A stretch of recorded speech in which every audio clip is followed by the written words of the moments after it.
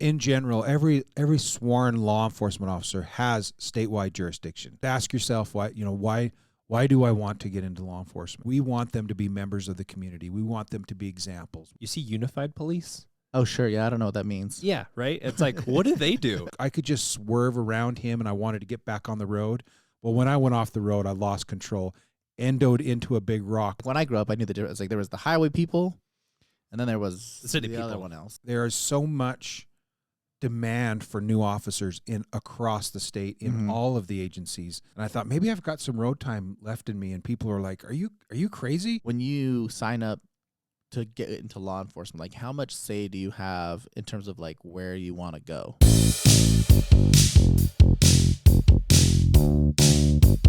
Well, Captain Wade Breur, thank you for coming on the podcast. You're welcome. This is great. Glad to be here. Yeah. Do you prefer the captain title? Like, how should I address you?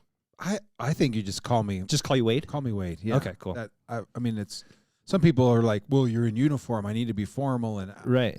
I feel like we can get more out of this if we Sure. don't worry about that formal okay. title. And Yeah, call you no, Wade. that's totally cool. I appreciate that. Well, Wade, appreciate you coming to the podcast. I think this is great. This is really cool to be able to highlight what you do. Obviously, you're in uniform. You're a Utah Highway Patrolman. Yes. Tell us a little bit about like your experience. Like, what is it that has led you to this point where you are in your career? From what I understand, looking at some of your history, you've been doing this for a long time. Yeah. Tell us a little bit. Just finishing my 30th year. So Oh, wow, yeah. if you look at it, it's 29 and a half years. January of 2026, I will have completed 30 years in law enforcement. Wow. So when I started, I actually went and attended the police academy, put myself through what they call self-sponsoring through the community college program. In 1994, I did not get hired with the Highway Patrol until January of 1996. Okay. So that's a little bit about the beginning process of what I went through. And I was at a time to where I was doing construction. I wasn't happy doing that. I was making good money. Sure. But my wife knew that I wanted something different. And so I went through the academy, applied with several different law enforcement agencies. It just so happens that Utah Highway Patrol picked me up first. Okay. At the time that we were testing and doing that process in the early and mid 90s, there was thousands of us that would test at a time. Like I tested with 1,500 people at the Highway Patrol with that testing process. Now we're lucky to get 200 to 300. Oh, it's just dwindled down a whole bunch. It really has dwindled. But we test more often now. Then it was maybe once or twice a year, and that was the process. That was the testing process. Really, That's smaller batches. so more it's often. smaller batches more often now. All this time later, and so I went through that. I went through that process, and you don't know what you don't know, right? So it was just I knew I wanted to be in law enforcement, and there, of course, there's all the different aspects of law enforcement. You have the state side, county, city, and even the corrections part of it. And I just wanted to work. Yeah. I didn't care. So I got in with the Highway Patrol, and it just so happens that I fit really well into that environment and that work, what we do as troopers across the state. And so got hired. I started at the Capitol the Capitol is taken care of by state troopers. I don't know if have you been up there and seen any troopers around, like you've seen the cars up there, and I think I've seen cars. They're like stationed in certain parts. And troopers are there. And then of course the busy time of the Capitol season is the legislative session, those 45 days that start in January and end in March. Yeah. That's kind of the high point of that Capitol area. But from the Capitol, I went to transfer to the road and worked as a trooper in Utah County, and I did that for several years. And then I was approached by the governor's detail, and they asked me to come up. And at the time, Governor Leavitt was the governor at the time. And I worked on his protective detail for a while, transferred back to the road in Utah County, and then 6 months later was promoted to the Capitol as a uniform sergeant. Oh, interesting. So it's kind of funny that Full circle. Full circle. Worked there for a few years, and then had an opportunity to become our department's public information officer, and that's out at headquarters. And so I transferred there from the Capitol, and did that for a little while. And then I went to the police academy after that. So Department of Public Safety houses the Utah Highway Patrol, but it also houses 12 other divisions within public safety. Highway Patrol being one, the Peace Officer Standards and Training being another post. So we train all those people that have been hired by agencies to go through the academy. Not everybody, because there are other academies, there are other avenues that people can get trained. And so I worked there for 13 years of my career, all the way up until 2018. And then I realized, I thought, I keep telling these new graduates how much I envy them of going out on the road and doing what we're training people to do. And I thought, maybe I've got some road time left in me. And people are like, are you crazy? Do you know what it's like to be out on the road and be in the work with the public now? And I said, I'm going to try it. And when I transferred back out on the road as a lieutenant in Salt Lake County, it was like it rejuvenated me. It wasn't that I had a bad job at the police academy, and I stayed for so long because it was such a good job, because you can make a lot of impact on new people. Yeah. You're basically shaping those individuals, and that was very rewarding, but I didn't realize how much I had missed working the road. And so when I came back to Salt Lake County, that was like I started over again. Worked there for several years in Salt Lake County. They asked me to go be the lieutenant at the Capitol, which I did do. And then we had an individual retire and go take a chief's job in Moab. And so that left a captain's position open, and they said, "Hey, do you want to be the captain?" And those positions are appointed. And even though I wasn't unhappy, I just was like, "Okay, I'll do it." Right. So came back to Salt Lake County. So I'm the captain over what we call the Salt Lake Bureau, which is its own bureau. Salt Lake County, even though being smaller in size, we're the most populated county in the state. And we're busy. Like, things are going on all the time here in Salt Lake County, as you all I would imagine. realize, Yeah. right? Yep. All sorts of stuff. And so that's kind of my career in a nutshell. Now that's where I'm still currently serving as the captain of the Salt Lake Bureau, and we are just busy. Expansion is what we're faced with now. I don't know if you heard the news. July 1, we took over Bangor Highway, all police services, all heard about that. Oh, sure. Bangor. Yeah. That very heavily involved in that, and that brings its own challenges, because we are still in the process of hiring those people that are going to be working out there and in the training process. So we have to utilize resources from within the Highway Patrol to help cover that until we can get those people fully trained up and ready to go, deployed into the field. That sounds like you've had quite the career, just being able to be in all sorts of different roles. And I think, Exposed to lots exposed too. to lots of different opportunities, and that's really awesome. I think for me, it's like I wonder, as a person, for looking from the outside in, right? Like, I think people in general don't always really understand like the structure of law enforcement. Sure. Especially in, like, you said, like, state, county, city.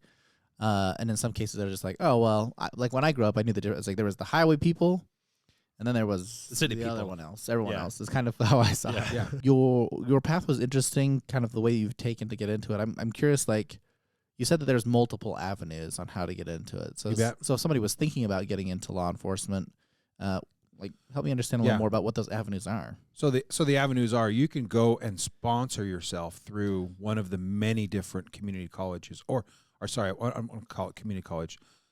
We call it the satellite programs, the satellite training programs, and they're spread out through all the state. There's one up in Cache County. Mm-hmm. There is one at Weber State.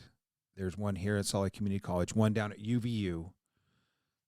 Just thinking, there's one down in St. George. So through the Dixie State University, it's now Utah Tech. Yeah. Yeah. But I think their satellite program is still called Dixie. Oh, really? So they haven't kept up with a brand change. Yeah, they didn't change the brand name.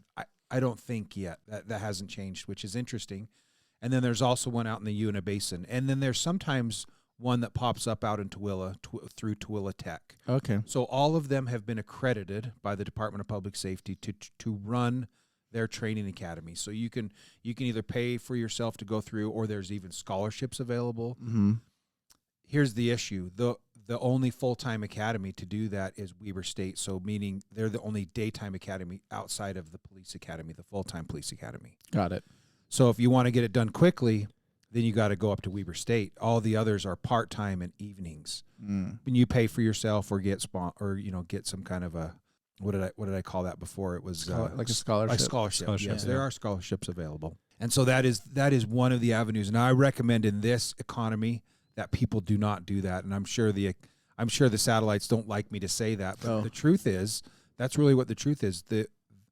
There is so much demand for new officers across the state in all of the agencies that they're more than likely willing to hire you and then pay you to go through the training.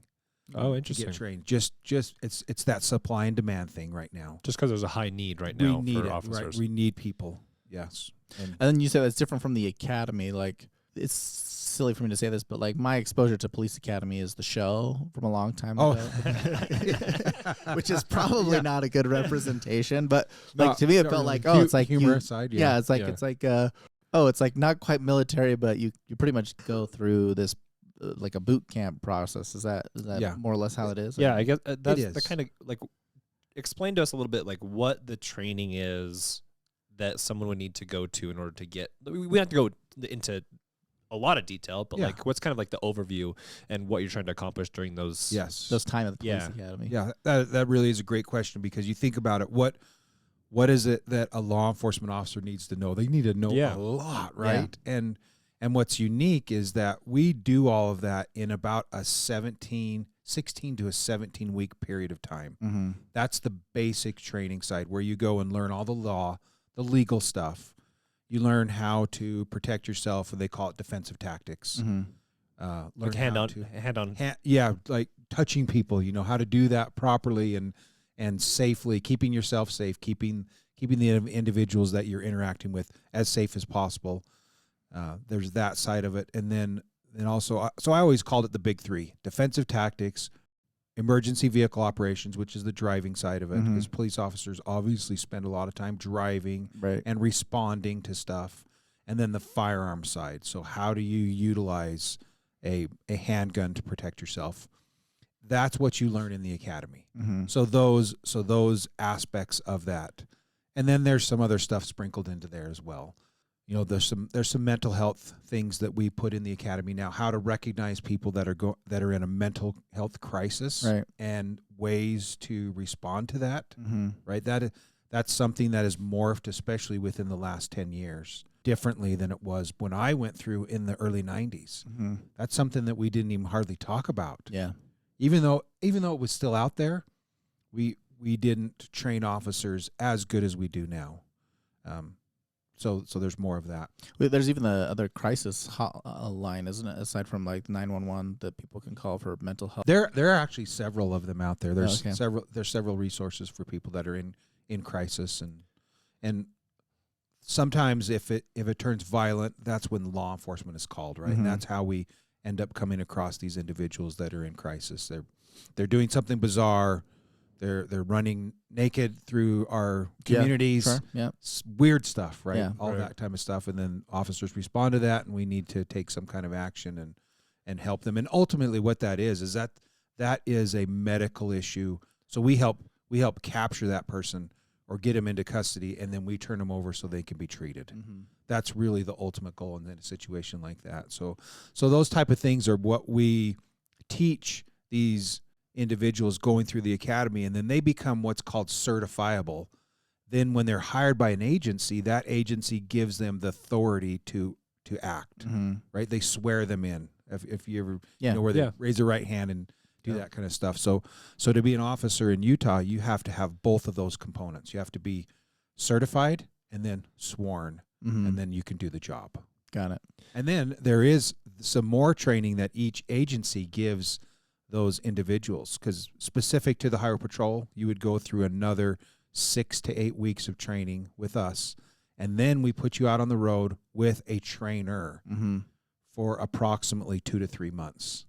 So that process, when you add it all up, it's about a year's worth of time to where you're not going to ever be alone without somebody being with you until we kick you loose and we say, okay, now we want you to go and try this out on your own, and you're going to start responding to calls. So having the interest from starting the whole process from scratch fresh you're saying it's about a year. If like someone has an interest to become a police officer, they go through the academy training, and then you're able to get certified, and then they're out doing typical police work on their own is about a year. About a year, yes. Okay. Yeah. So that is, when we look at that training cycle, when we hire somebody from day one, they're not going to be any good for me to fill a spot in the schedule for approximately a year. I'm curious now, thinking about law enforcement and talking about the different groups, highway patrol, city, state, or county, excuse me. Is there like a difference in the types of roles and responsibilities that they have depending on what they're doing? Because, for my again, as a lay person, I'm just like, oh, they're all police. Then they all just do basically the same thing. So help me understand a little bit about the difference between these agencies. Well, like the state agencies in the city and the county, and like what they're doing potentially different. There was a question I really think good also question. that came up when I was thinking about, like, you see unified police. Oh, sure. Yeah, I don't know what that means. Yeah, right. It's like, what do they do? And then you see like the highway. Well, because in my head it's you like see the city ones. yeah, Like you see the city, and then you see counties. unified, and then you see like university, and then you see the highway patrol, and it's like, why Are are they all just doing the same thing? Yeah. And just Yeah. different lines are drawn? Right. Yeah. That's a great question, and if you're not really in that world, I could see how it would be very confusing. Yeah. So I'll just go back to your question. Maybe this is a good way to think about it. So if you think about on the state level, Mm-hmm. there's essentially the Utah Highway Patrol. Mm-hmm. There is the Department of Natural Resources, who have their wildlife officers, and they just went through a process to where they unified all of their law enforcement divisions into one now general law enforcement group. Mm. So those people are what protects the natural resources of the state of Utah, like for fishing and hunting, Mm. our state parks, all of Mhm. that stuff. So those people have law enforcement authority to go and take action in any of those environments. And they're getting But the they're- same training? But they're same okay. training, so same basic training. Mm-hmm. But they have to operate in their world, and so that world really revolves around the natural resources of Utah and those laws that affect that. Those hunting laws, fishing Right. laws. When you go and recreate in Utah's outdoors, how do they? So let's talk about the UTVs and Mhm. motorcycles and Yeah. off-road vehicles, those type of things. They really have to be specially trained in how to deal with those situations. now? Are we talking like from border to border? Like Yeah. they can Yeah, have state. jurisdiction across the whole across state. the whole state. Okay. Yep. And then the last law enforcement agency that has sworn, well, there's technically two more, because the Department of Corrections has a law enforcement bureau, but they also have the adult probation and parole. Those people are out amongst us. So when you think about corrections, they deal with those individuals who are in the system now. Right. Like law enforcement has arrested an individual, they've gone through the judicial process, Mm-hmm. and now they've been either put into jail or prison, and then they're on probation or parole, or they're still locked up. Mm-hmm. Corrections deals with all that side of that stuff. Yeah. So if you want to think about corrections in that environment, so even though those probation and parole officers are out there, you're probably not going to see them in uniform a whole lot. They're in unmarked cars, Right. and they work that side of the system. But the last one is under the State Tax Commission. We have the Department of Motor Vehicle Enforcement Division. That's what they're called. Oh, yes. MVED. Yes. They do. They're in marked cars. They're in these blue cars. If you've ever seen them around. I don't think And- I've ever and heard they- of this. Yeah. So MVED specifically deals with everything to deal with vehicles, and most of the time it's stolen stuff. It's like Oh. stolen vehicles, and they're trying to break up stolen vehicle rings, Mm. right?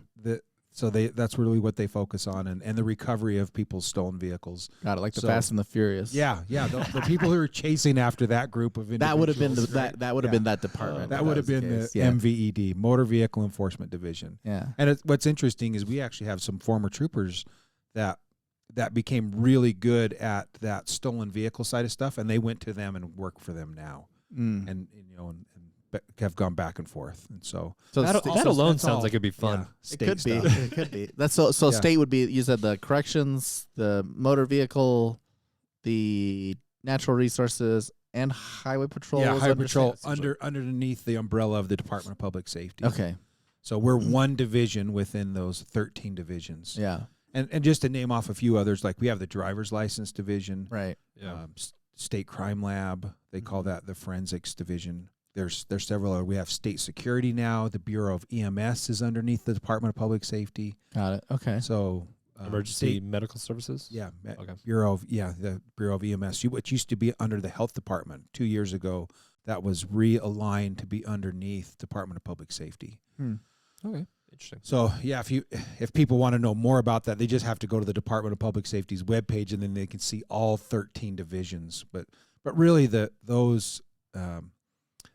most visible is the Highway Patrol, because obviously we are out amongst the community, amongst the public, and when we're talking about those law enforcement agencies, they have statewide jurisdiction, and they're in all of the communities across the state. Mm-hmm. If you think about that, there are people stationed all over. Yeah, and then it just kind of trickles down from there. So then you go to the county level of government, which is underneath that elected sheriff. They usually will run. They do run that law enforcement service for that county, whichever county you live in, and there's deputies assigned to that, and they may or may not have a jail. So there are a few counties that are small in Utah that don't have a county jail, Right. and they have agreements with probably a neighboring county to be able to book that person in there. And one example is like Paiute County. They don't have They're a just county smaller, jail. yeah. They're so small. Yeah. It's interesting. I always thought every county needed a jail. Yeah. No. Well, they need somewhere to be able to book somebody. Sure. If there's a bookable offense, but if they don't have the resources to create a jail, then they don't have a jail. And they just hold them until they can then transport them over to the jail. Yeah. Interesting. Okay. Exactly. Or to that jail that they have an agreement with. And I'm pretty sure Paiute County takes theirs to Sevier County, the Sevier County Jail, which is located in Richfield. So I'm curious about I remember growing up as a teenager, being a dumb, young kid in high school and stuff. It's like you try to do stuff. It's like, oh, let's watch out for the cops. Like that's a city cop. He can't do anything. Like, let's talk about jurisdiction. Like, Okay, what is what's kind of the overlapping jurisdiction? Because in my head, for whatever reason, I think that Highway Patrol can only do things on the I-15 and the major highways that you're over, and then city is only over their city, and they can't pull someone over in a different city. So and then unified, how does all that play out? Yeah, great. That's a great question. So in general, every sworn law enforcement officer has statewide jurisdiction. So let's say that you are traveling down to St. George for something that's work related, like they have a sheriff's conference, they have a chief's conference that they hold down in St. George in the spring and fall. And if you're an individual that's traveling to that and you see something that's egregious and you need to intervene on it, you can do that. Mm-hmm. Now, going back to your original question, let's just take Bluffdale PD, which is interesting because they are actually under the umbrella of Saratoga Springs. There's a Bluffdale division of Saratoga Springs Police Department, right? Yeah. So they have jurisdiction, meaning they will take care of any police services within this city realm, and they're responsible for that. But they have statewide law enforcement authority. So does that make sense? Yeah, that does make sense. They can take action on something, but they're not. But most likely, they're not going to go out and start patrolling the streets of Draper. Right. So and maybe this will help you understand a little bit about the Highway Patrol's responsibilities. So just like we have responsibility for all the major highways in Salt Lake County, let's say I-15, 215, 201, I-80, now Bangerter Highway, those are our responsibilities. Those are our primary responsibilities, and that's where you'll see troopers mostly. Right. However, that doesn't mean that our troopers, once it starts to slow down, let's say late at night or something, that they don't jump off somewhere and they start going working downtown Salt Lake, and maybe they're looking for DUI enforcement. They'll go and work some of these cities where there's hot spots where they know that they can make an impact and look to arrest somebody or get somebody off the street before they go and make it up onto the freeway and crash. Yeah. And so sometimes you'll be downtown Salt Lake and you'll see troopers around making traffic stops. Yeah. On city streets, and we do that all the time. the purpose for that is to try to get somebody that's made a bad decision to get behind the wheel before they hit the interstate system. Sure. Yeah, I think That I makes think I think most Yeah. law enforcement, like the ideal scenario is always preventative, right? Yes. like you Yeah, always want to prevent absolutely. a crime or Yep. prevent any sort of bad thing from happening. So Yeah. Yep. And we've never had and never say never, but for the most part we don't have problems with jurisdictions when we go and work in their area. They're like, "Oh, please come and work this anytime you guys can," Yeah. right? Yeah. And what's interesting is that on the line level, I remember when I worked in Utah County, I would go work Provo City because that's really where the alcohol establishments were, especially on my nights and weekends. I would go work there because there was more likely to be somebody that was getting behind the wheel of the vehicle that was impaired there versus somewhere else that didn't have those alcohol establishments. yeah, like it's just a residential area or something. Yeah. Exactly. So you kind of go to where you know and you think there is going to be some issues, and there's a higher probability that something like that is going to happen, that you're going to come across somebody that's Yeah. got behind the wheel in DUI, because that's really one of our main focuses is that we enforce DUIs. Yeah. Right. There's a joke out there amongst law enforcement agencies. They say, "Hey, we'll come take all of your domestic violence calls or those type of things if you guys come and take all of our DUIs." Right. Oh, interesting. Yeah. Yeah. So it sounds like the biggest difference between the different roles is mostly like where you're operating, but the stuff you're doing is mostly the Yes. same. Yeah. And if you think about it, so Highway Patrol is really diverse in that we are found all across the state. And so really there is that urban side. You think about the Wasatch Front, Utah County, Salt Lake County, Davis, Weber, and then even up into Box Elder a little bit is starting to get built out more.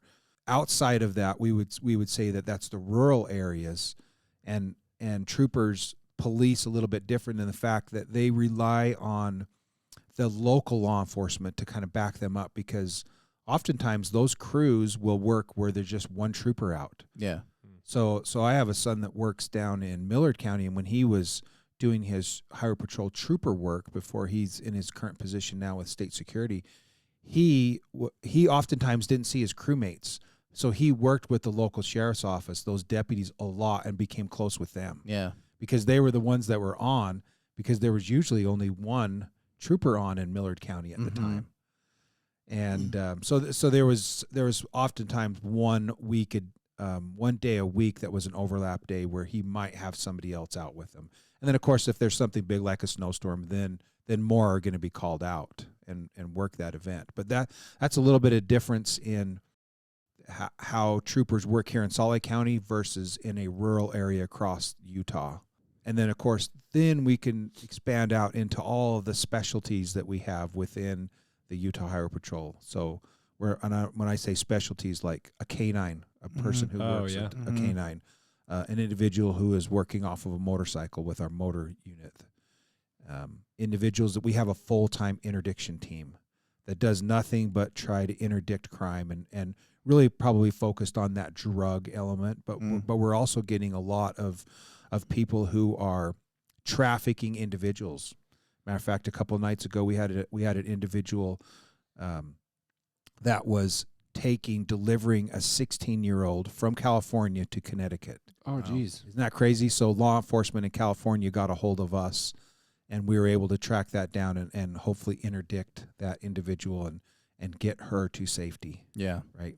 Yeah. So those are the type of situations that the interdiction team works on.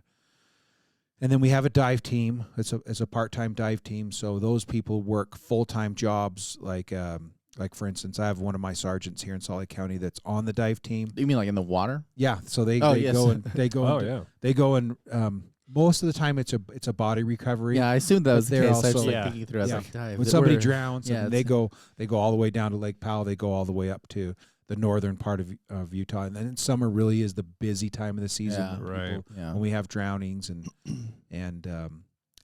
they're also called on to recover evidence that's been thrown in waterways as well. They yeah. can go down there and dive for that type of stuff. They're trained to do that. Or those kids are getting big magnets and just throwing it in rivers and pulling Yeah. stuff up. Yeah.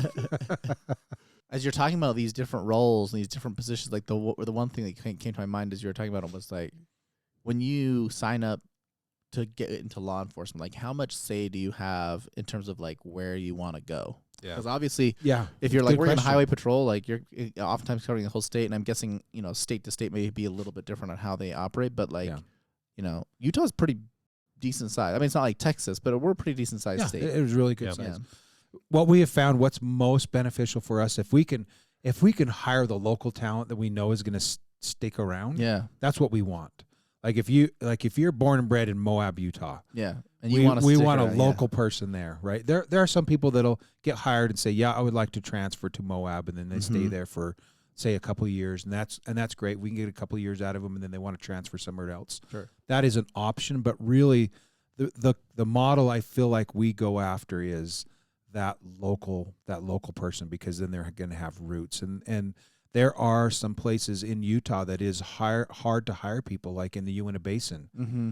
In those counties, we want to get that local person that really wants to be a member of the Highway Patrol, and because then they're going to maybe stick around for a while. There are states, though, and Montana is one, that when you get hired by their Highway Patrol, they send you wherever they need you, and you don't even know until you graduate. Oh, wow. And they say, okay, you're going to end up going wherever, that you're going to be assigned to Billings or. So I've talked to some of their troopers before, but that's just the way that they do it. And then they're eligible after a certain amount of time to be able to transfer to somewhere else, to another location. And certainly that's the case with us. You work for a couple of years as your base area that you agreed to work in, and then you're eligible to transfer somewhere else out in the state, across the state. That was going to be one of the questions. It's like, Yes. does an officer or trooper essentially have the ability to say, I want to live in South Jordan and I want to have a role in South Jordan? Or it's like, no, you have to go all the way up to Brigham City or whatever, right? But And it really depends. Like a lot of our openings are along the Wasatch Front, because just that's where the majority of the population. That's where the Sure. population Yeah. is, right? Yeah. So you can expect to most likely work there when you get hired as a trooper. But there are times where we hire people directly to some of those rural areas because they are a local person, and we want them to stay there, right? We want them to be able to get hired and then work there. But a lot of times we have people that start, and I'm thinking back to one of our troopers that started here in Salt Lake County, and then he transferred back to his home county, which was in central Utah, after a couple of years of working here in Salt Lake County, and then he's got his roots that are in that central Utah county. interesting. And so that's great, because you really can get a lot of good experience fast. Yeah. Along the Wasatch Front, there's things happen so fast, and there's so much going on that you gather that experience, and then you can go and transfer to one of those outside sections or those outlying sections. Okay. So a follow up to so you have your role, you have your position, and then you have your places you go. I think my other question that I really don't understand as a person who's thinking about As how a this civilian. job works, as a Just- civilian, sure, yeah. Lieutenant, captain, Yeah, what are the sergeant. ranks? Not just what they are, but like what's the difference between like the type of things that you're going to be doing depending on where you are. It's like From like trooper to like chief of police. well, it's just like when I look at it, to some degree, you look at them as like promotions, and it's like, okay, are you getting a title change because your pay is going up and you're doing the same things? It doesn't really change significantly, or it's like, oh no, you're getting a title change and your role changes, and now these are the things that you're expected to do that you weren't expected to do. you're now before. behind a desk. Yeah, I don't know. That's Sure. that's kind of my thought on that. Like, Great question. So everybody starts off as a trooper. If we were talking about the sworn side of our department, right. they learn those trooper duties. They learn how to do those line level things, investigations, all that type of stuff. And that's where you cut your teeth, so to speak. And so in our department, there is a formal process for the next line of supervision, which is sergeant and lieutenant. So that we test for that once a year. Some agencies test every other year. So you've mentioned the Unified Police Department. I was able to sit on one of their lieutenants' boards for their lieutenant interviews a few years back. And that was a great experience, because then you get to see how they do stuff, and then we're always able to we're always able to get ideas from each other. You know, Yeah. how do you, like, what kind of questions do you ask, and how do you focus on what leadership you're looking for those next supervisory levels. So back to the highway patrol, even though we have a corporal position, that's an appointed position, that's more of like a trainer for us.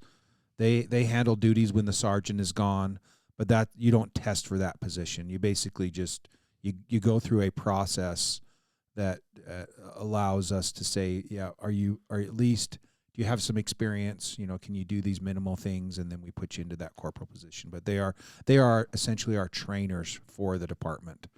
But that next first line supervisory position is that sergeant. So that sergeant has a crew of troopers, usually 4 to 6 troopers assigned to them, depending on where they're at.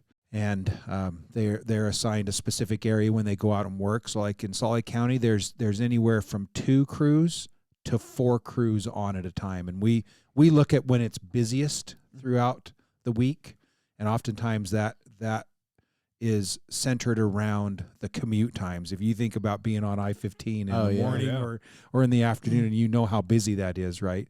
That's when we are staffing the county the heaviest.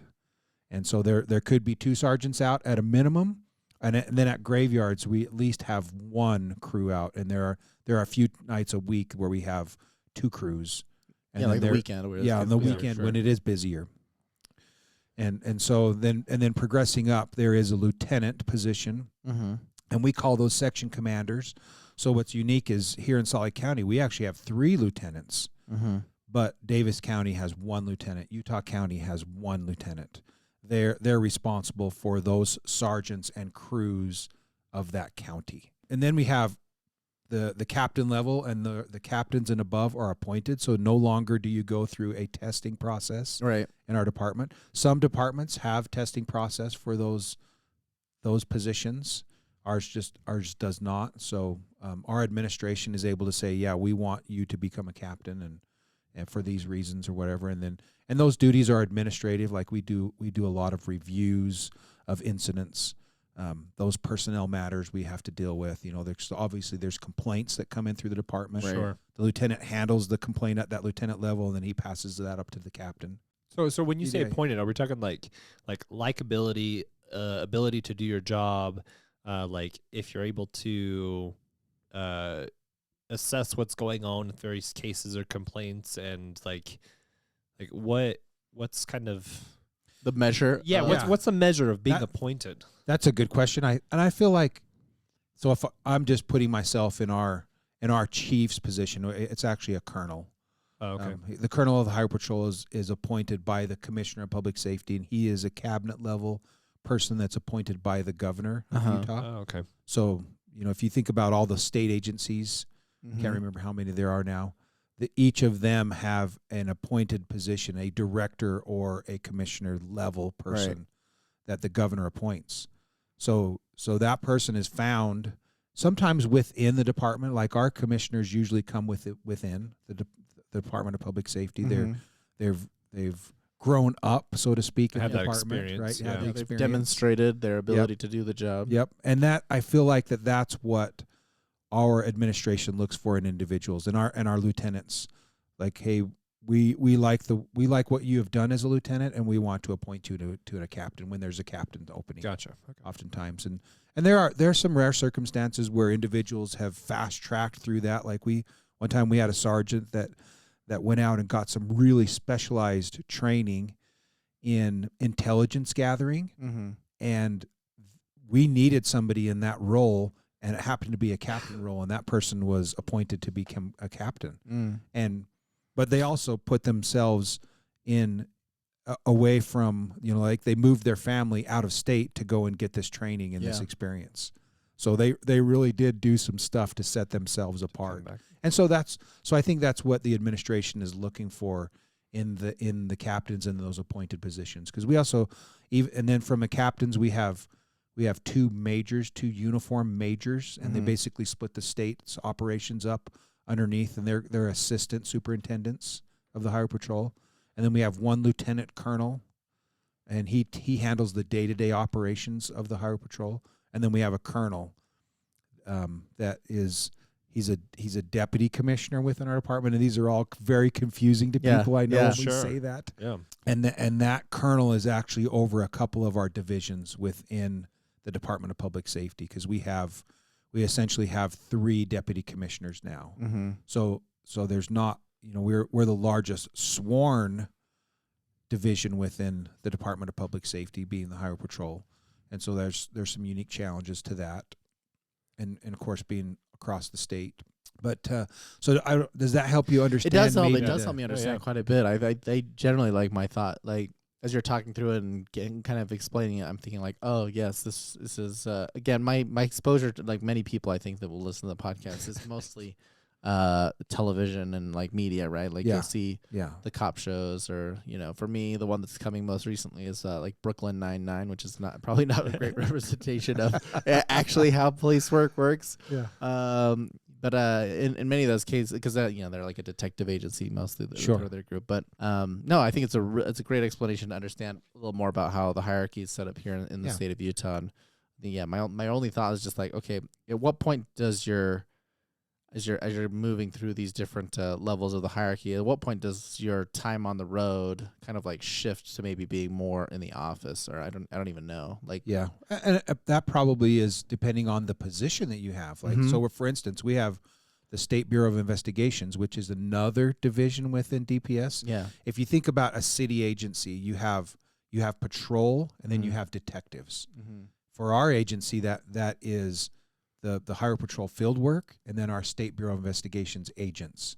So those agents, most of them, there's a few that came from outside agencies that we hired over from another agency that either retired, and we wanted their expertise in investigations, so we brought them over.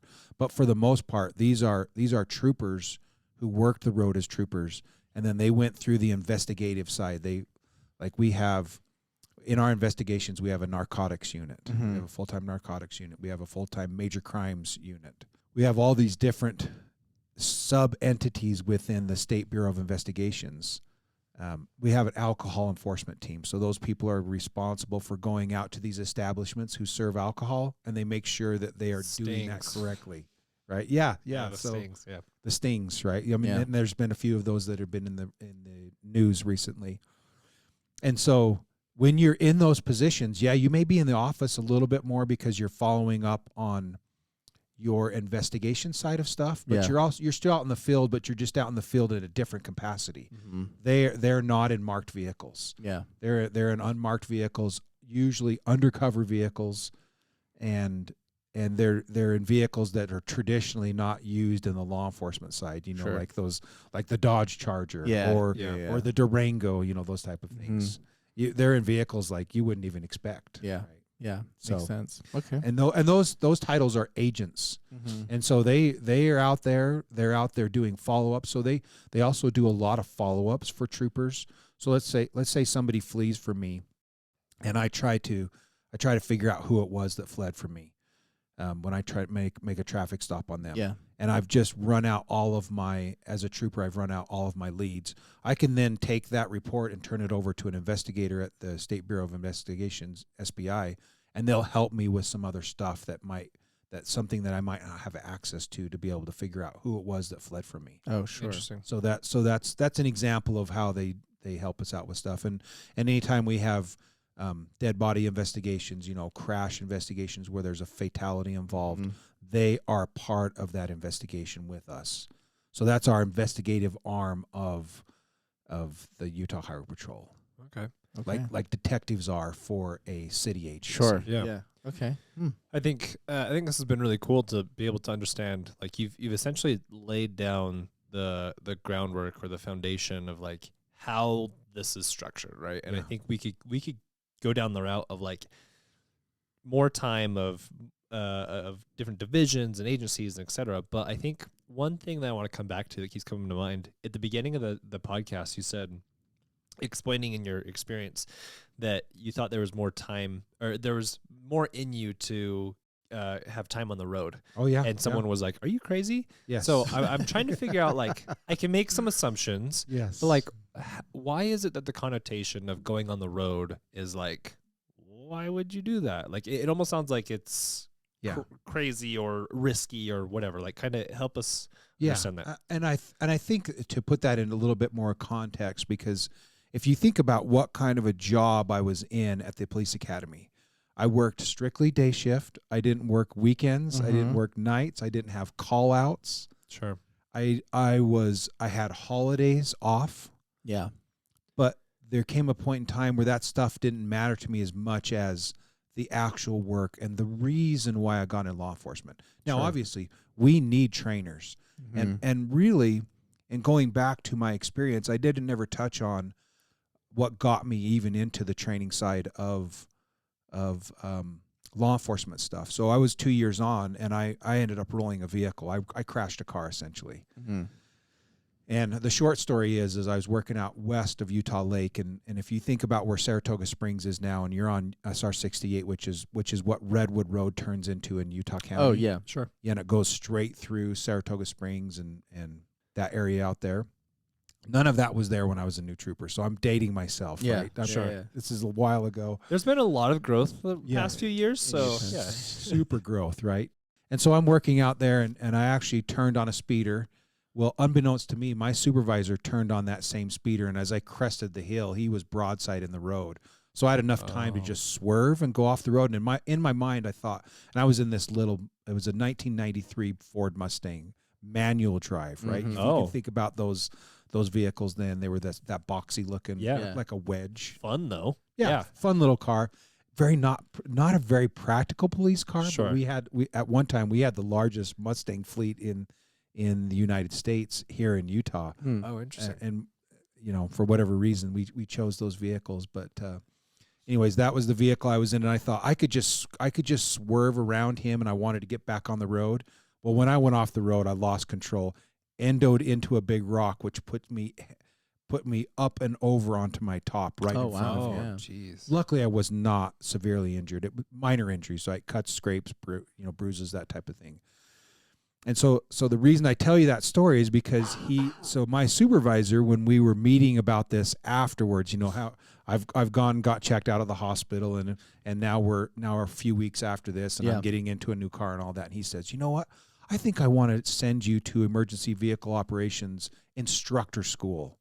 I was like, okay, I'll go do that. And so that was kind of like my first, where I was exposed to police training. And so I went to this, they call it EVO instructor school, emergency vehicle operations. It's where you learn how to teach people how to drive. And so here I am, a 2.5 year trooper, learning about this, and that's what kind of got me into this training side of stuff. And so that's how I cut my teeth, so to speak, on the training side, and then being able to teach that led to other opportunities to teach and learn stuff, which then ultimately led me into that academy side, because I'd been exposed to that stuff, and then I became a firearm instructor, I became a rifle instructor, and all these other things that you can then learn how to teach. I guess the reason why I'm bringing that up is because sometimes officers don't ever have that opportunity to do that kind of stuff, and I was exposed to that very early. Sure. And then that just led for me on my pathway through my career for different opportunities. Right? Gotcha. And some people may not. So you could be a trooper that never does anything outside of just working the road for your entire career, and there's nothing wrong with that, right? Bless them that can do that for the whole time. But in going back to your question, maybe this helps you understand the reason why I got that response back from people is because they knew what kind of a job I was doing at the academy. Yeah. And it definitely was not a cush job in any means, because I'm interacting with police administrators across the state, and they're good people, right? But sometimes they're demanding, and they all think that they are your boss. Right. Oh yeah. Right? And that puts a lot of pressure Get this on now, you. do this And, now. Yeah. Yeah. And then when I transfer out on the road, I didn't have that anymore, and my wife was like, "Gee, you're like you just, there's a different side of you now. You're more relaxed and You're so much nicer at home." Yeah, well, that wasn't that it was not nice, but at the same time too, it was. But also sometimes you just don't recognize that you do need a change. Yeah. And I got that change, and then I happened to flourish a little bit. I got involved in our our department's motorcycle program, Mm-hmm. and I'd always wanted to go through motor training. It's a 2-week, very intense motorcycle training. Those guys are school. so talented. It's Handling those bikes. Oh my heck! And I did it a little bit older, so I would recommend to people that are listening to this, if that's what you want to do it when you're young and you're a new officer. Yeah. I did it in my late 40s, and later on in my career, and just barely passed. I mean, I was like, I passed it, and they didn't cut me any slack, even though I was the lieutenant over the motor program at the time. Yeah. They said, you have to meet these standards. Yeah. And I did it. And then I was able to, after that first year of passing the school, and then you get out and ride, then I was able to I'll do a lot better. So the next year when I went through the course to recertify, because you have to recertify every year to be able to be on a police motorcycle. Oh, At least in our sure. department, you do. Yeah. When I went recertified, I was a lot better. There was a lot of growth that I had, that experience matters definitely when you're doing that kind of stuff. That, I guess, hopefully answers your question of why that is. And I'll even go back to when I was a new trooper working down in Utah County. Just for the sake of getting extra money, I went and did a reserve program with Provo Police Department, which is a great department.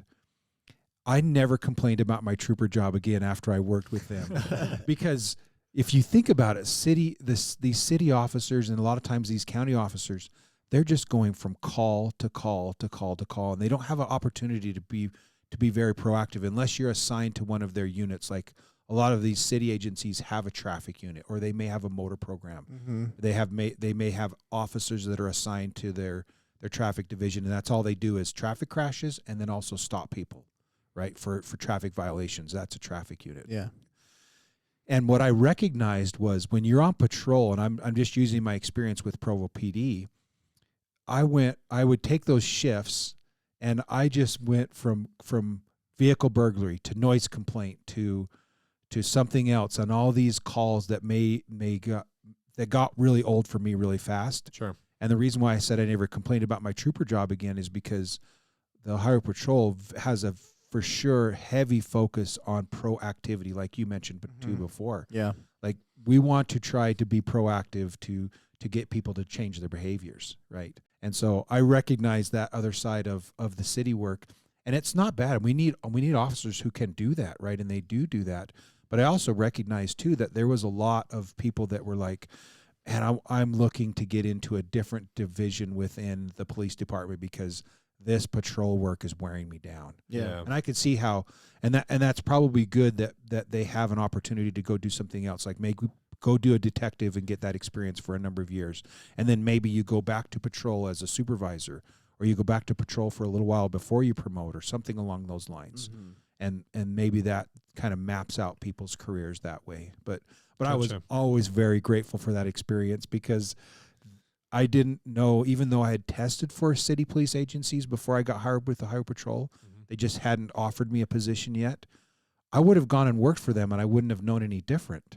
Right. But then over the years, I've just recognized that, I what I do here at the Highway Patrol, I just really, it just fits me. People think about what they want to do. I always encourage people, go on ride-alongs with agencies and make sure you have an understanding of what that department does and how they police in their community, because that may help you guide to like you would maybe you really like that, or maybe you're like, maybe I want to go and try the Highway Patrol.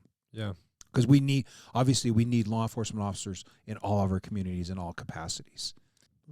Two questions. The first one being like, okay, you suggest going on ride-alongs. Like, is that you're saying like after you've been through the program, or will they let just like civilians go on while ride-alongs? you are, if you're an interested party, either of you, if you said, you know what, I am now motivated to become an officer in my community, I would recommend to you to then go and ride along with a city agency, ride along with the state highway patrol, and see what is the differences. Compare what we do, do all of that research. Watch the Ride with the Hives. Yeah. Right? Watch those, because even though it seems some of the episodes you would think, man, that's kind of boring work. Like they're out helping change a tire. Yeah. What's interesting, we got the most hits we have a female trooper that's up in, I can't remember if she's Davis or Weber County. and she was out helping a motorist change a flat tire, and I think it was an elderly gentleman, if I Yeah. remember right when I looked at it. They said that got more hits than anything up to that point in time. Oh, funny. Interesting. Was her out helping this individual on the side of the road, just change a tire and get back onto the road. Yeah. Right. So, but that doesn't constitute all of what we do, but just a small portion of it. And sometimes might be kind of boring, right? And you may change 3 or 4 tires in one day, and then you may go a whole week and you haven't changed a tire or helped change a tire, for a little while. So you're saying if any civilian who is interested wanted to do a ride along, Yes. that they would more than likely the law enforcement agency would find a way to accommodate and allow them to. Yeah, and I would highly That's cool. recommend that an individual interested. does that. If you're interested and this is what you want to do, then get out there, find out what it takes to do a ride along with that agency that you're interested in, and do it. Go on a ride along, and go on a ride along with different agencies as well. Oh, sure. Yeah. Yeah. To just see what they do. I think like you and I are corporate, right? It's like an intern of an intern. Right? It's like the intern of the Yeah. So my second question that I'm thinking about that too was, I think that in part because of the dramatization to some degree, and then also, being that you are in law enforcement, you are a government agency in many cases, you get exposed to being in the news, and I think people have assumptions about like what's the like. For a job where like, oh, okay, well, what's the downside that you didn't think about? And it's like, oh, well, sometimes you work overtime. Okay, it's like law enforcement, I think, is very different in the types of things that are saying like, oh, here's some of the concerns that you have. And I think that people know and are aware of like the inherent dangers of being a law enforcement in general, right? Sure. But taking those things aside of like the major things that people would know from watching the shows, like what were the things that you say are, oh, here's things that you need to take into consideration to do this kind of job Yes. that you may not be aware of before you get into That it. that is a great question, because we've had this over even the most recent recruitment classes that we've had. Mm-hmm. So you tell people you're going to be working nights, weekends, and holidays. You understand that, right? And Right. sometimes it's a graveyard shift. And new people sometimes get assigned to those positions because you don't have seniority to bid to go to something else. Right. Sure. So even though you'll tell them that, and then once they experience that on the back end, and now reality hits for them, like, Yeah. oh, I have to work 6 months of weekend graveyards. You're like, yeah. This is what you signed up for. Yeah. Don't you remember that? We've actually had a few people that have quit because once the reality hit them, Mm-hmm. they were like, oh, I didn't realize Can't it do was this. really going to Yeah. really be like this. So just remember, like, when I was new, it didn't matter to me. Like, you could have put me on any shift at all, and I was like, I want to work and work and work and work. Yeah. And as the new person, matter of fact, I even made the mistake of going out on ride-alongs with my buddies on my crew on my days off. Oh, yeah. And my wife is like, when are you going to take time for home life? Now, the good thing is that doesn't last very long, right? Yeah. You realize that you can't do that 24-hour cop thing, but that's how excited at least I was, Sure. because I got into this when I was 21 years old. And now you think about 30 years later, there's sometimes that I still feel like that same excitement. Like, I can't wait to get out there on this DUI blitz and go out and interact with the community and work shoulder to shoulder with the troopers on the road that are doing that job every day, right? Because that's why I got into the job. That's why I got into the profession, to Yeah. just get out there and maybe make a difference, right? And work amongst the community and do stuff. Yeah. So nights and weekends. That's what they. so making just that they understand that you're going to have to do that, and at some point in time you will get some seniority to where then you can bid something that might be a little bit better for your families, but it's going to take some time, right?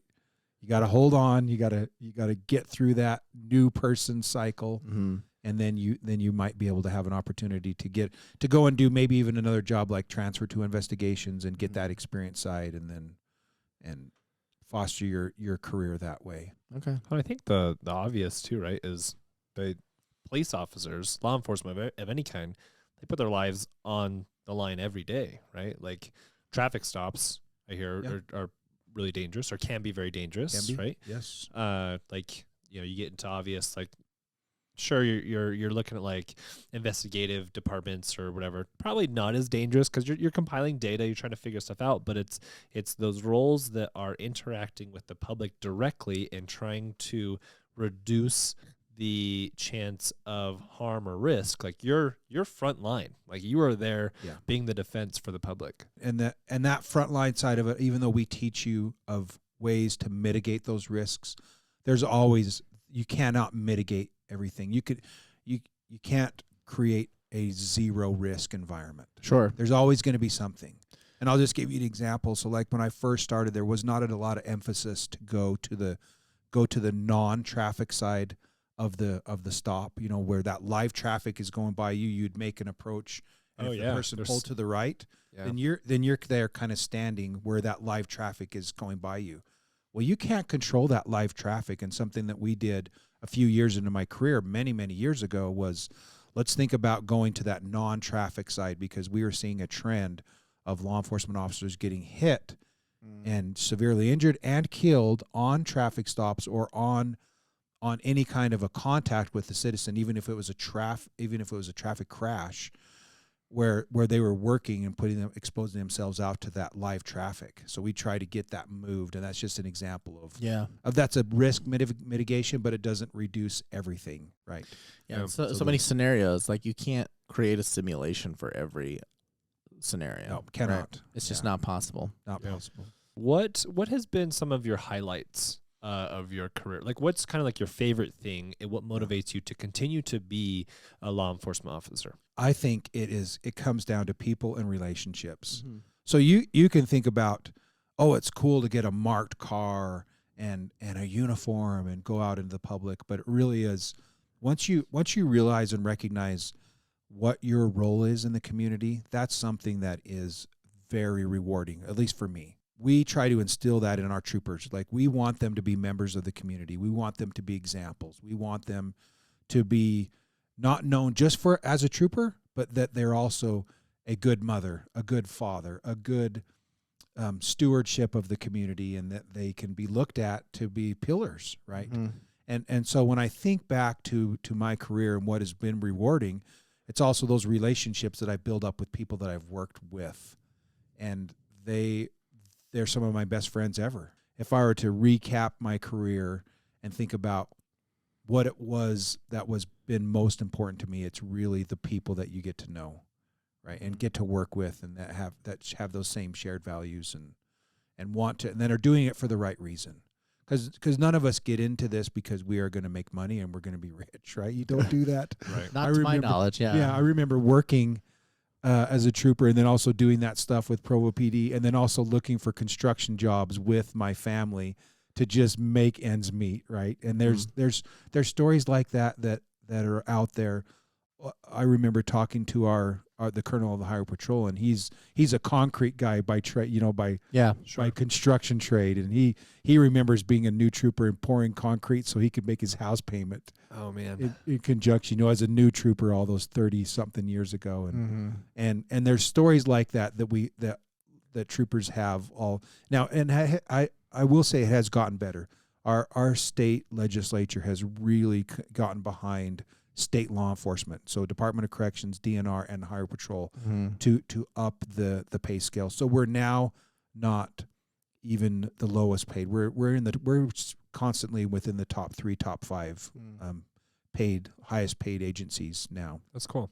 Which is good, because we need that to keep recruitment up and to maintain people. Yeah, you guys need it, and also deserve it for how much you guys do for the community, is keeping everybody safe. Yeah. But I don't think that if you think about all the layers of law enforcement, our public cannot pay enough of what they actually deserve, right? Because of the way that the tax structure is set up. That is never going to happen. And so and quite frankly, I don't think we should have that happen, because then that gets people into it for the wrong reasons. Right. Oh, sure. You need to get into it for the right reasons, and money should not be there. You should be able to make a livable wage, Sure. but not be like, hey, I'm going to go into this to become rich. Yeah. Right. That's not the reason. If you had to go either back in time, or if you had advice for somebody who was like saying, "Hey, I'm really thinking about this," aside from something we haven't covered, I know the ride-alongs was one of your big ones. Yes. But if there was some things that you could say, research. "Hey, here's what I suggest if you're thinking about going into law enforcement, this is what I would tell somebody who's really kind of thinking about it," what would you say? Do your research, right? Making sure that you are doing it for the right reasons. Ask yourself why do I want to get into law enforcement? For Mhm. me, when I was that younger self, I wasn't fulfilled doing contracting work. Yeah. It's not to say that contracting work is not bad, because now I do it as a hobby, right? Right. That's what keeps me sane, so to speak, from my law enforcement work. So everybody needs that side of that and motorcycle riding, dirt Yeah. bike riding. Yeah. That's phenomenal. I love doing that kind of stuff. So that's what you need to ask yourself is really, why do you want to get into this? And then what do you have to contribute back to your local communities, right? I look at you two and your talents and what you're doing, and I think, okay, how can I utilize these guys in the future? Yeah. So, I mean, that's what I would tell people, and then just look for ways to then, once you're in law enforcement, to really foster what drives you, and then go after that. Like I have some young guys. We have a full-time DUI squad. Mhm. That's all they do is go out there on weekend night. Well, they start Wednesday night and they work nights all the way through the weekend, and that is their job. They go out there and they make a lot of traffic stops. They work and saturate areas, and then they're looking to remove impaired drivers off the roadway, Mhm. right? And that's their job. And you can do that for a good 2 to 3 years, to where you just don't become, you'll probably start to become burned out, and Sure. then you need to do something different. But that's good, because the experience that you get doing that is really set you up for future stuff in a career, at least for the highway patrol. Yeah. Now, not everybody does that. Not every trooper goes through the DUI squad, Yeah. but we have so many different specialties. Like, we have a full-time SWAT team. It's called a Special Emergency Response Team, and that's now expanding off of the Wasatch Front more. So it's opening up troopers being able to go and get that experience that they didn't have before, for the opportunity to try out for that. And obviously, to do that, you've got to be a good decision maker. You've got to be able to shoot well, and you've got to be in great shape, because we may call you out in the dead of winter. We may call you out in the summer when it's so hot, and your body has to be able to be in those environments for long hours with lots of equipment on, and then still make good decisions. Sure. In these very dynamic situations. Yeah. And so you just have to find what is your niche. And so, even though when you start working as a trooper, like, I didn't know I was going to be a trainer when I first started as a trooper. I just wanted to work in law enforcement. Right. It just so happens that I got exposed to that early on, and then I took to it. That was something that I enjoyed doing, and that kind of helped me get comfortable talking in front of people, and being up in front of a classroom, or being in front of people, and then it really springboarded my career from there. Right? Yeah. But I didn't know it was going to be like that. Sure. Some people are able to map out their career and say, I'm going to do this and this and this, and I'm going to get all this experience, and then that takes them up to some of those administrative positions. For me, that wasn't the case. But if you are able to do that, and you are able to map that out, so what I would tell somebody is, if you know and you have specific things, like you want to become a detective, Yeah. that's your goal, then learn the street stuff first, get that experience, go all in on that, and that'll make you a better detective when that position, or when that opportunity finally arises. Or an agent, like for our department, it's called an SBI agent. Great. I like So No, it's good Yeah. to know. I love the advice. I think that's Yeah. great. Very helpful. it. Plug time, self promo time. What things do you want to, if viewers are watching this and they say, I want to look more into Utah law enforcement, where are places that they could go, resources that you'd recommend, And great. and anything else you want to call out. So first thing, we have a recruitment webpage. It's called becomeautahtrooper.org, I think. But if you were to do a search on that, if you were to Google that, so to speak, it'll take you to that webpage, and then it talks about all the minimum requirements to see if you got the age requirement, if you have a high school diploma or a GED, all those things that you need to do, and then how to prepare yourself physically for that. Because we do have a physical test. Mm-hmm. You're going to have to go through, do a vertical jump, 1 minute sit-ups, a 1.5 mile run. Those minimum requirements are all listed on there. So then you'll know, okay, can I do those things? And you'll go out and practice that and get ready for it. So I would tell people, go out and do that research, but also find out, so since we were talking about Utah Highway Patrol stuff, is being a trooper right for you? And the way to figure that out is go and check out those Ride with the Hive videos that are posted up on YouTube. Look at that stuff and see if that's things that you can visualize yourself doing in your job, in your career. And then just make application. Our rotation is anywhere from every 6 to 8 weeks, we are doing another recruitment. So that's approximately 5 to 6 times a year that we're hiring troopers. So it's almost like we are constantly hiring troopers. Yeah, but that's what has helped us to be the most successful in our recruitment opportunities. And then just also get to know our department. There's a lot of stuff that I didn't even talk about in our specialty units that you can do and become involved in. And that's not to say that you're going to get involved in that on day one, because you've got to get that base trooper knowledge down first. Learn how to become a trooper, state trooper first, and then you will figure out what you want to go and do in the future. So become a trooper, Yeah. and then look at all that stuff. Look at Ride with the Hive. Any social media accounts or anything that you want to call out outside of Ride with the Hive? Yeah, I think we are active on social media. I think there's Like Utah Highway some- Patrol.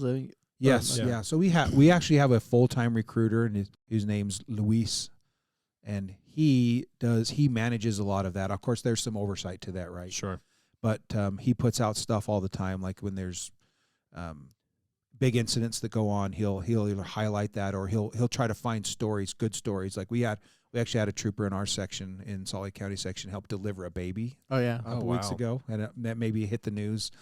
And so that happens, and that has happened over the years, to where people are trying to get to the hospital, and then that baby is just coming. It's coming, and the Highway Patrol gets called, and we're there, right? We're just there to do that. And so that's something that you get up in the morning, you may not think, I'm going to help deliver a baby. Sure. Yeah. All right. But that has happened. And so he helps to highlight those things, and he gets on the social media platforms to do that. Cool. Instagram, Facebook, those type of things. I have one question for you too. Yeah, go for it. So just something to think about, because then people may think about this too. And sorry, I should have asked this earlier, so you could have been thinking about it. What is your biggest public safety concern? Ooh. Oh, geez.